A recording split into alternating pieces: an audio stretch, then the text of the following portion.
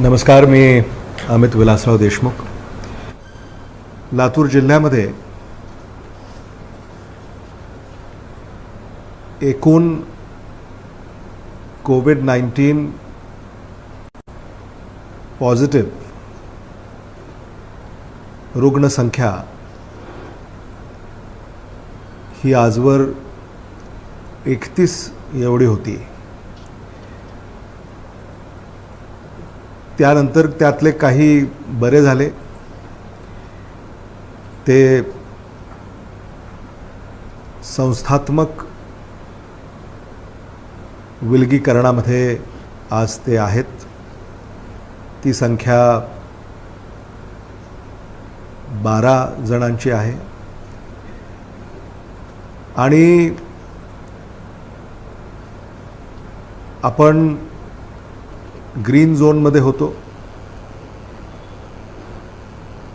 पण काही दिवसापूर्वी उदगीर शहरामध्ये कोविड पॉझिटिव्ह रुग्ण तपासणी अखेर आढळले आणि उदगीरच्या शासकीय रुग्णालयामध्ये त्यांच्यावर उपचार सुरू आहेत. उदगीरमध्ये हे रुग्ण जिथं आढळले, या रुग्णांचा रहिवास पत्ता ज्या ठिकाणाचा आहे ते ठिकाण आता कंटेनमेंट एरिया म्हणून घोषित करण्यात आलेलं आहे. कंटेनमेंट एरियामधले रुग्ण आता एकूण 22 आहेत आणि त्या सगळ्यांवरच रुग्णालयामध्ये उपचार सुरू आहेत. ते लवकर बरे व्हावेत यासाठी आपण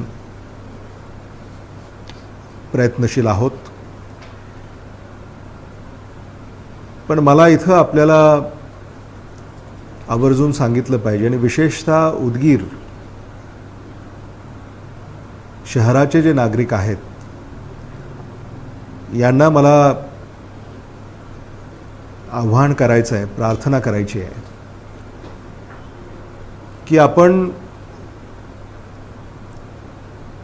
कंटेनमेंट एरिया आणि नॉन कंटेनमेंट एरिया, कंटेनमेंट एरियामध्ये राहणारे जे नागरिक आहेत त्यांनी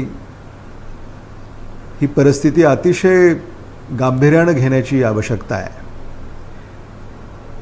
कंटेनमेंट एरियामधले रहिवासी यांनी घरातून बाहेर पडूच नाही. त्यांनी घरी राहावं, सुरक्षित राहावं. हाच तो कंटेनमेंट एरिया आहे जिथे सुरुवातीला एक कोविड पॉझिटिव्ह रुग्ण होता. पण कोणीतरी घराबाहेर पडतं आणि मग कोणीतरी कोणाला भेटतं आणि मग कोणीतरी कोणाबरोबर तरी बसतं, वेळ घालवतं, म्हणून हा संसर्ग होतो.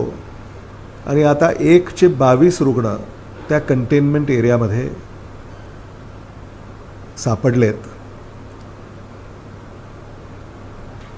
माझी आपल्याला प्रार्थना आहे की या संख्येमध्ये आता वाढ होऊ नये आणि ती वाढ कशी होणार नाही.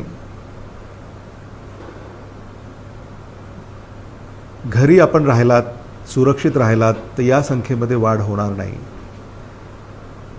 पण हे सगळं करण्या अगोदर जर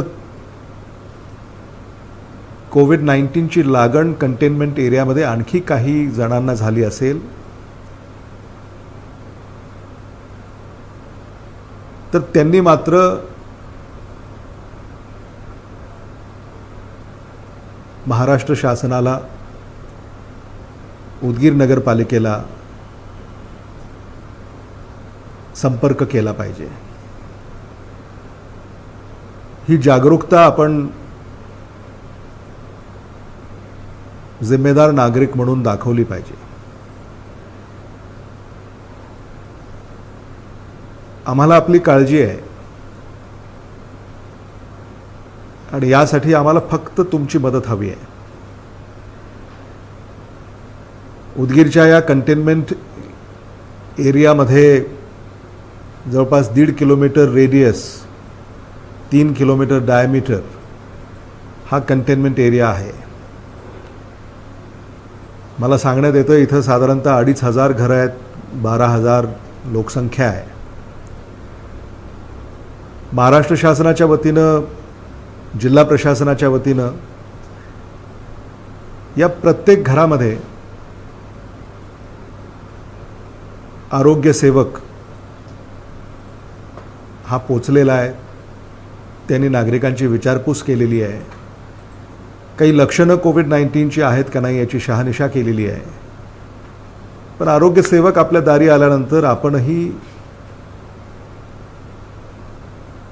माहिती लपवून ठेवता कामा नये. आपण त्याला ती माहिती दिली पाहिजे, जेणेकरून तो आपल्याला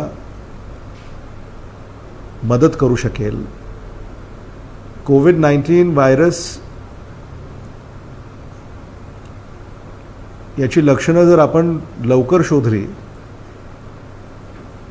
तातडीनं डॉक्टरचा सल्ला घेतला आणि लगेच उपचार सुरू केले तर रुग्ण बरे होतात. पण भीतीपोटी आपण काही माहिती दडवण्याचा प्रयत्न केला तर मात्र अडचणी निर्माण होऊ शकतात. हे देखील एकंदरीत या अलीकडच्या अनुभवावरनं मला आपल्याला सांगावंसं वाटतं. म्हणून उदगीरमध्ये हे संकट टळलेलं नाही. लातूर आज ऑरेंज झोनमध्ये आहे. लातूरमध्ये ही संख्या वाढत राहिली तर ऑरेंजमधून रेड झोनमध्ये जाण्याची वेळ येऊ नये, हीच काळजी आपल्या सगळ्यांना घ्यायची आहे. या उलट ऑरेंज झोनमधून आपल्याला ग्रीन झोनमध्ये पुन्हा कसं जाता येईल याकडे आपण लक्ष दिलं पाहिजे.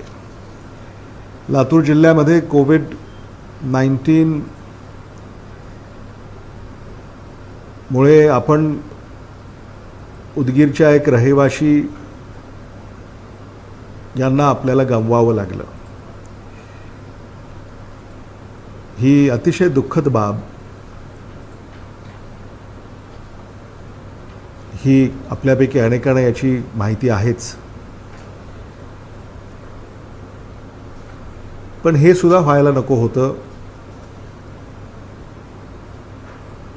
अशी साधारणतः माझी धारणा आहे.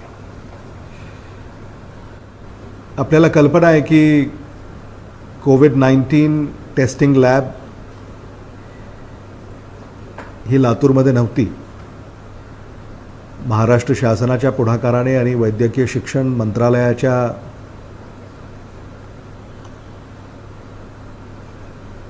कार्यक्रमाअंतर्गत लातूर जिल्ह्यामध्ये आपण कोविड-19 टेस्टिंग लॅब सुरू केली.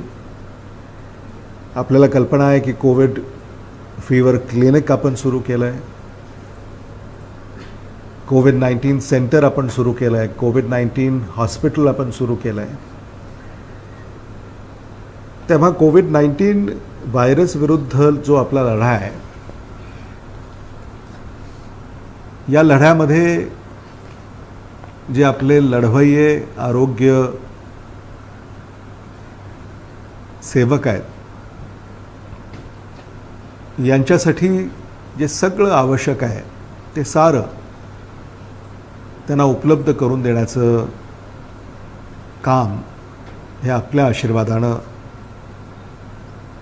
महाराष्ट्र शासनानं आणि वैद्यकीय शिक्षण मंत्रालयानं केलेलं आहे. लातूर जिल्ह्यामध्ये आजवर 6,902 जणांच्या तपासण्या केल्या. 550 व्यक्तींच्या चाचण्या, कोविड-19 चाचण्या करण्यात आल्या आणि जे 31 कोविड पॉझिटिव्ह रुग्ण तपासणी अखेर आढळले त्यांच्यावर उपचार सुरू करण्यात आलेला आहे. मला आपल्याला हेही सांगितलं पाहिजे की पर राज्यातनं पर जिल्ह्यातनं येणाऱ्या नागरिकांची संख्या मोठी आहे आणि त्या सगळ्यांची प्राथमिक तपासणी केल्यानंतरच त्यांना जिल्हा प्रवेश देण्यात आलेला आहे. उदगीरमध्ये रुग्ण वाढत आहेत हे खरं आहे, पण ते सुद्धा नियंत्रणात राहावेत यासाठी आमचा प्रयत्न सुरू आहे. उदगीरमध्ये पहिला रुग्ण जो आढळला हे साधारणतः सगळे जे 22 रुग्ण आता आपल्याला आढळलेले आहेत ते त्यांच्या संपर्कातले आहेत आणि म्हणून एक आपण समजून घेतलं पाहिजे की कोविड पॉझिटिव्ह रुग्ण जे आहेत त्यांच्या संपर्कात न येणं हे प्राथमिक साधारणतः जिम्मेदारी कंटेनमेंट एरियामध्ये राहणाऱ्या नागरिकांनीही पाळली पाहिजे.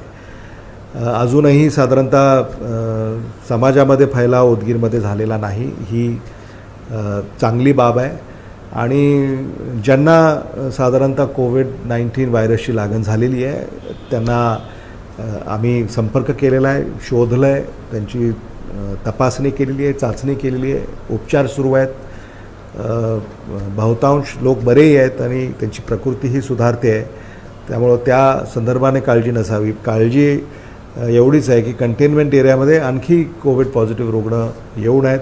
उदगीरचा तसा संबंध किंवा व्यवहार हा अहमदपूर, निलंगा, लातूर, लोहा कंधार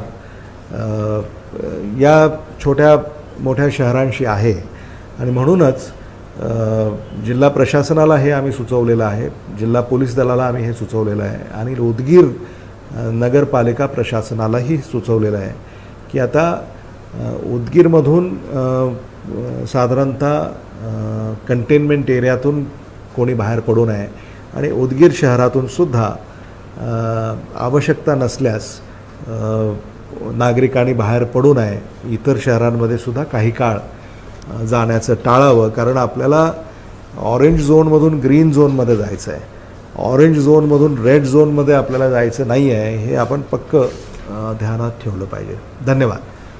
जगदीश कदम पाटील विचारत आहेत, लॉकडाऊनचा संदर्भ लक्षात घेता खरीप पेरणीसाठी लागणारे खत बियाणे बांधावर येतील काय, असेच आणखी बरेच प्रश्न आहेत. काळाबाजार होऊ नये, बियाणे सर्व मिळावेत आणि वेळेत मिळावे असं सर्व विचारणा केलेली आहे. आता खरीप हंगाम आता येऊ घातलेला आहे आणि त्याची सगळी पूर्वतयारी महाराष्ट्र शासनानं केलेली आहे. या संदर्भाने ज्या काही आवश्यकता शेतकऱ्यांच्या आहेत त्याच्या सूचना संबंधितांना दिलेल्या आहेत. बी बियाणे, खत, अवजारं, पीक कर्ज इत्यादी हे सगळंच वेळेच्या आत आपल्याकडे उपलब्ध होईल याची खबरदारी आपण घेतो आहे. त्यामुळं कसलीच अडचण येणार नाही ही खात्री मी साऱ्या शेतकऱ्यांना या निमित्तानं देऊ इच्छितो. खताचा काळा बाजार हा एक मुद्दा तुम्ही उपस्थित केलेला आहे, तो होणार नाही याची दक्षता घेतली जाईल आणि तशा उपाययोजनाही केल्या जातील. त्यामुळं पाऊस आता वेळेवर व्हावा, चांगला व्हावा याच अपेक्षा आहेत, जेणेकरून शेतीप्रधान आपला जिल्हा आहे आणि या जिल्ह्याचं अर्थचक्र पूर्ववत जर सुरू व्हायचं असेल तर चांगला पाऊस, चांगली पेरणी, चांगली पिकं, चांगला शेतीमाल, मला असं वाटतं की या निमित्तानं शेतकऱ्यांना येणाऱ्या खरीप हंगामाच्या शुभेच्छासुद्धा मला व्यक्त कराव्याशा वाटतो. शिवकुमार स्वामी, सध्या लॉकडाऊनमुळे सर्वच व्यवसाय बंद आहेत, त्यामुळे व्यवसायासाठी व्यापारी आणि घेतलेले कर्जाचे व्याज माफ करावे अशी त्यांची मागणी. आपण त्यासाठी शिफारस करणार का असं विचारतो. नाही, एकंदरीतच आता साधारणतः लॉकडाऊनमुळे इकॉनॉमी आपली खूपच संकटात आलेली आहे. व्यापाऱ्यांनी जे घेतलेलं कर्ज आहे त्या कर्जाच्या संदर्भामध्ये काय करता येईल याच्या संदर्भामध्ये विचार करून निश्चित शिफारस करण्याचं काम आम्ही करू. मला असं वाटतं की हा विषय राज्याचा कमी आणि केंद्राचा अधिक आहे, पण जे आवश्यकता आणि गरज ही असल्यास निश्चित सहानुभूतीपूर्वक विचार करून तशा शिफारशी मी करेन, याबाबत आपल्या मनामध्ये शंका असू नये. आपण प्रश्नोत्तर चालू ठेवणार आहोत. मध्यंतरी थोडा छोटासा एक छानसा आपण कार्यक्रम घेत आहोत. लातूर शहरात अनेक दिवसापासून मध्यवर्ती मुख्य रस्त्याचं दुरुस्ती व्हावी अशी नागरिकांची मागणी होती. मंत्री महोदयांनी देशाचे केंद्रीय मंत्री यांच्याकडे मागणी करून हा रस्ता मंजूर करून घेतला आहे. या लॉकडाऊनच्या कालावधीतच त्या रस्त्याचं आपण भूमिपूजन करतो आहोत. मंत्री महोदय ऑनलाईन पद्धतीने त्याचं भूमिपूजन करतायत. या ठिकाणाहून लाईव्हमध्ये आपणाला ते पाहता येईल. हा रस्ता महिला तंत्रनिकेतन, गांधी चौक ते गरुड चौक असा आहे. राष्ट्रीय महामार्गाच्या अंतर्गत तो रस्ता पूर्ण होतो आहे. या रस्त्याची लांबी 9 किलोमीटर असून त्यावर जवळपास 14 कोटी रुपये खर्च होत आहेत. आपण आता रस्त्याच्या कामाचा शुभारंभ पाहतच आहोत. मंत्री महोदय त्या संदर्भाने आपल्याला निवेदन करतील. महाराष्ट्राचे मुख्यमंत्री उद्धव ठाकरेजी यांनी आपल्या संवादातून महाराष्ट्रामध्ये ग्रामीण भागामध्ये कामं सुरू झालेली आहेत अशी आपल्याला कल्पना दिलेली आहेच. आणि एकंदरीतच लॉकडाऊन 3 याचा आढावा घेत असताना काही कामं आता लातूरात सुरू करावीत असं जेव्हा अधिकाऱ्यांच्याकडनं माझ्यापर्यंत प्रस्ताव आला, तेव्हा या रस्त्यांच्या कामांचा शुभारंभ आज या क्षणी होतो आहे.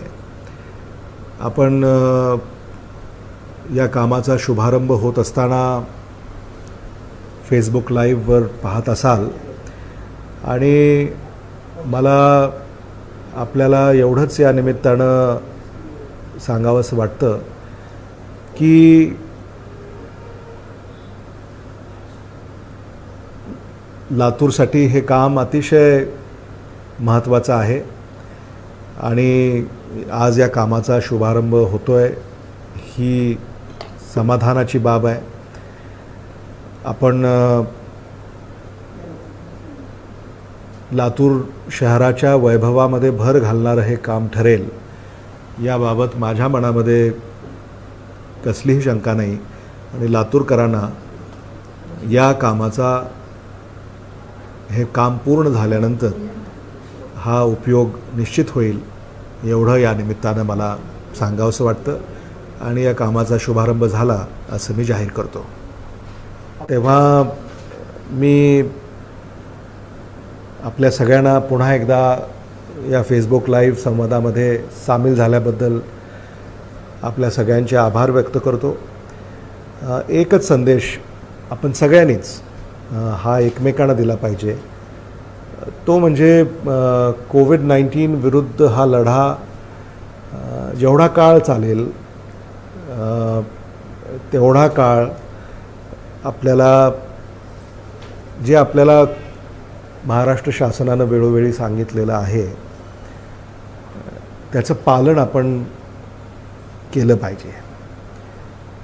आपण जेवढं याचं पालन करू तेवढ्या लवकर कोरोनावर मात आपल्याला करणं येणं शक्य आहे. याचं पालन जिथं होणार नाही तिथं हे संकट वाढत राहणार आहे. म्हणजे हे आता उघड आहे. म्हणजे तुम्ही जगामध्ये कुठं जरी पाहिलं तरी ही उदाहरणं आपल्यापुढं सुस्पष्टपणे उभी राहतात.